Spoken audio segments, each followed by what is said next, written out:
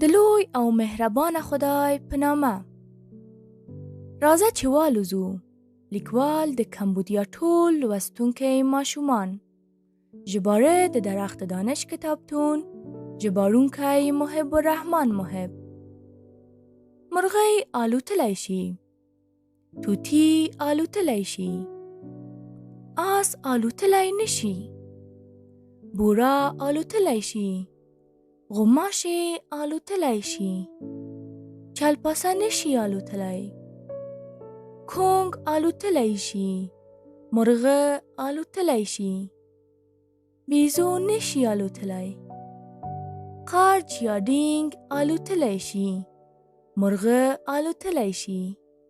زمري نشي الوتلی. ځوان کونګ الوتلی شي.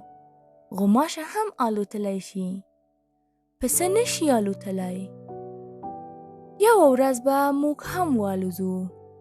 زه هم غواړم والوزم. پای.